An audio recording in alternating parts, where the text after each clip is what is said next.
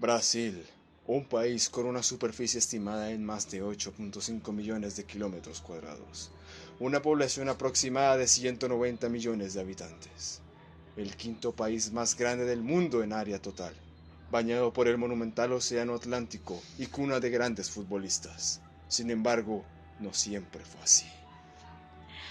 Abuelito, abuelito, cuéntanos una gran historia. Ay, sí, abuelito, esas excelentes historias que tú sabes contar.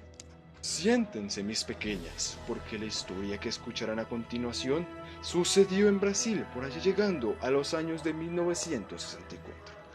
Un día como tantos que suelen pasar, Brasil se encontró con un gran evento coyuntural en su política y forma de gobierno. Resulta que João Goulart era el presidente de Brasil por aquellas épocas. Sin embargo, la población no se encontraba muy satisfecha por las condiciones de vida durante su mandato. Abuelito, ¿y entonces por qué la gente no estaba satisfecha con el señor Goulart?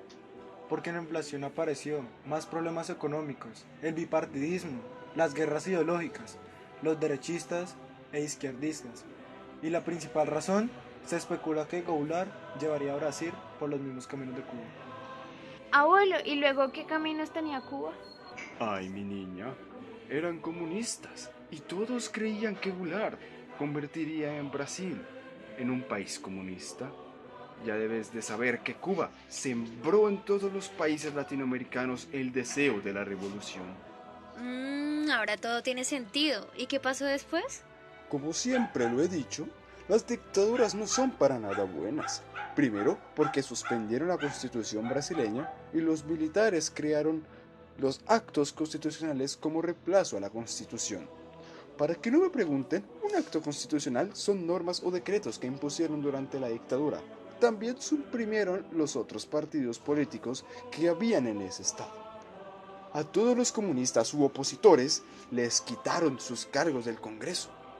No se les reconocía los derechos fundamentales y civiles a las personas, y la prensa y los medios fueron censurados y manipulados durante ese tiempo.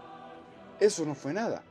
Cada vez que el tiempo pasaba, la dictadura se volvía más rígida, llegando al punto de la persecución, desaparición y tortura de los opositores, o más conocidos como comunistas.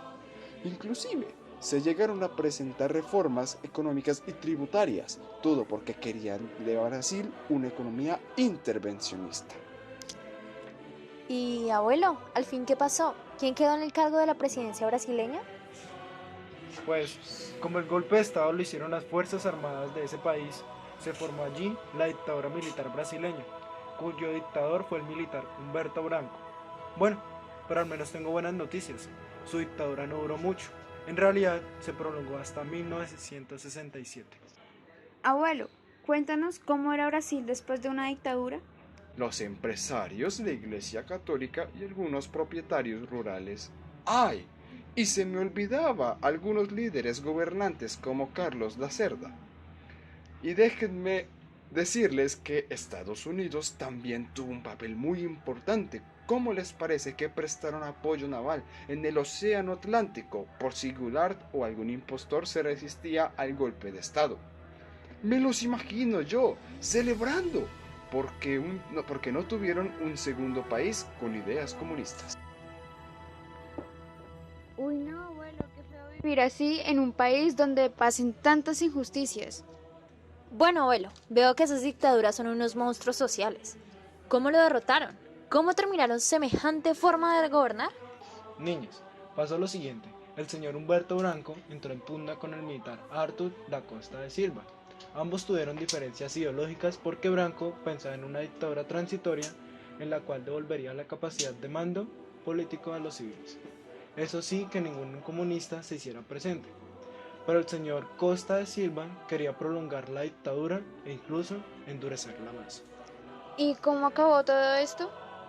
Pues la dictadura militar terminó con las elecciones de Tancredo, quien fue el primer presidente civil desde el golpe de Estado de 1964. Sin embargo, no asumió su cargo por problemas de salud que le causaron la muerte, y en 1988 se restableció oficialmente la democracia para Brasil, cuando crearon la actual Constitución Federal. Bueno, nenas, Y así es como termina la historia de la dictadura brasileña. ¿Les gustó? Sí, abuelo, gracias por esa gran historia. Aprendimos mucho contigo.